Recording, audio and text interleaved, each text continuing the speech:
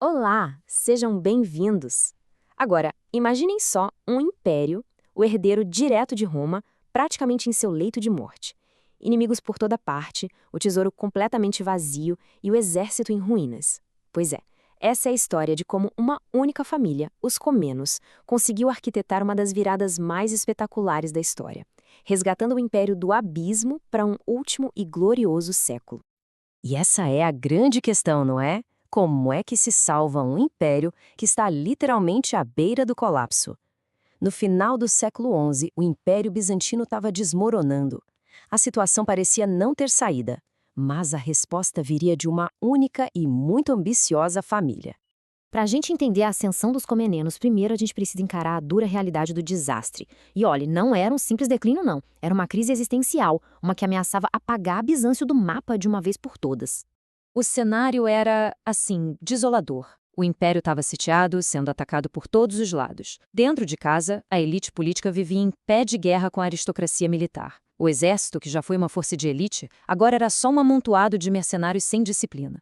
E, para piorar tudo, a derrota em Manzikert tinha arrancado o coração do império, a Anatólia. A verdade nua e crua é essa. O Estado tinha praticamente colapsado, as instituições que mantinham o império de pé estavam se desintegrando, com o dinheiro acabando e as fronteiras abertas, realmente parecia o fim dos tempos para Bizâncio. Ou quase. E é aí, no meio deste caos todo, que uma família da aristocracia militar dá um passo à frente para tomar o poder. Os Comnenos, com sua base de poder lá na Anatólia, estavam prestes a virar o jogo da história. A primeira tentativa foi, digamos assim, um começo em falso. Isaac I chegou ao poder e até iniciou reformas cruciais para fortalecer o exército e as finanças. O problema? Ele reinou por apenas 2 anos antes de ser forçado a abdicar. A semente foi plantada, mas o trabalho pesado mesmo ainda estava por vir. E o que eles conseguiram fazer ficou conhecido como a Restauração Comnena. Foi um período de mais de um século em que o colapso não só foi interrompido, como a maré foi completamente revertida, reconstruindo o poder militar, financeiro e territorial do império. Essa restauração impressionante foi obra de 3 homens notáveis, 3 gerações da mesma família que, um após o outro, reconstruíram o império a partir das cinzas. O que essa sucessão revela é a estabilidade que eles trouxeram. Foram quase 100 anos de governo contínuo com apenas 3 homens: pai, filho e neto. Cada um construiu sobre as fundações do anterior, criando uma era de recuperação realmente notável. Aleixo I foi o arquiteto da sobrevivência. Ele herdou um desastre completo e passou o reinado inteiro lutando em várias frentes. A genialidade dele, porém, brilhou ao lidar com a Primeira Cruzada. Ele olhou para aquele exército ocidental gigantesco e não viu uma ameaça, mas sim uma oportunidade.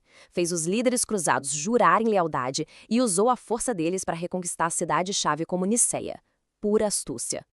Depois veio o filho dele, João II. Bem, ele era diferente. Menos diplomata que o pai e bem menos extravagante que o filho, João era um soldado de corpo e alma. Passou a maior parte do seu reinado em campanha, focado não em glória rápida, mas na consolidação paciente. Foi ele quem realmente reconstruiu o exército bizantino, tijolo por tijolo, transformando-o de novo numa força profissional e disciplinada. E então chegamos a Manuel I, o neto de Aleixo, que levou o império ao seu auge absoluto. Carismático, fascinado pelo Ocidente, ele era um mestre da diplomacia. Usava casamentos e alianças para projetar o poder bizantino da Hungria até a Itália. Sob o comando dele, Constantinopla era, de novo e sem sombra de dúvida, o centro do mundo. Olha só esta citação de um historiador ocidental que, vamos ser sinceros, não era exatamente um fã de Bizâncio, diz tudo. Ela mostra o imenso prestígio que Manuel tinha conquistado, tanto para ele quanto para o seu império. O respeito internacional estava de volta, e com força. Mas, como acontece em muitas grandes histórias, essa também tem uma virada trágica. A estabilidade que durou um século estava prestes a se desfazer com uma rapidez, assim, chocante. Miriocéfalo, essa batalha, no final do reinado de Manuel, foi um golpe psicológico devastador. Embora o exército não tenha sido aniquilado, o mito da invencibilidade dos Comnenos foi quebrado. A ofensiva bizantina na Anatólia parou ali, para sempre. Foi um presságio do que ainda estava por vir. A transição foi simplesmente brutal. Depois que Manuel morreu, em 1180, o império mergulhou no caos sob o governo de seu primo, Andrônico I. A diplomacia deu lugar à paranoia, a confiança foi trocada por crueldade e a estabilidade de décadas se desfez em questão de meses. Essa paranoia toda culminou num evento horrível, o massacre dos latinos.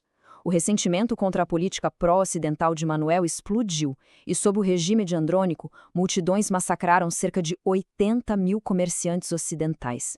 A relação com o Ocidente foi envenenada para sempre, abrindo caminho para a vingança que viria na Quarta Cruzada. No final das contas, a brutalidade de Andrônico se voltou contra ele mesmo. Ao perseguir e executar membros da aristocracia e até da própria família, ele destruiu a rede de lealdade que sustentava o poder dos Comnenos. Ele acabou sendo derrubado e morto de forma terrível pela população de Constantinopla e, com ele, a restauração comnena chegou ao seu fim. Mas a queda do poder em Constantinopla não foi o fim completo da história dos Comnenos, de jeito nenhum. O nome e a linhagem deles sobreviveriam de maneiras bastante notáveis. Mesmo depois da queda de Constantinopla para a Quarta Cruzada em 1204, a dinastia se recusou a morrer. Ramos da família fundaram estados sucessores, criando pequenos impérios próprios em lugares como Trebisonda e Epiro e mantendo a chama bizantina acesa. E o mais notável de todos foi o Império de Trebisonda. Fundado por netos de Andrônico I, este pequeno império na costa do Mar Negro resistiu por mais de 250 anos. Parem para pensar nisso. Um estado comeneno que sobreviveu ao próprio Império Bizantino. É impressionante. E assim, a longa saga da família imperial termina séculos depois. Não com uma espada no campo de batalha, mas na biblioteca de um estudioso e médico já no Império Otomano. Um fim silencioso para uma dinastia que um dia comandou o mundo. O que nos leva a uma reflexão final. A história dos Comnenos é um ciclo completo. Eles salvaram o império do colapso, o levaram a uma última era de glória e, no fim, o despedaçaram por dentro. E mesmo assim, o legado deles sobreviveu à própria queda.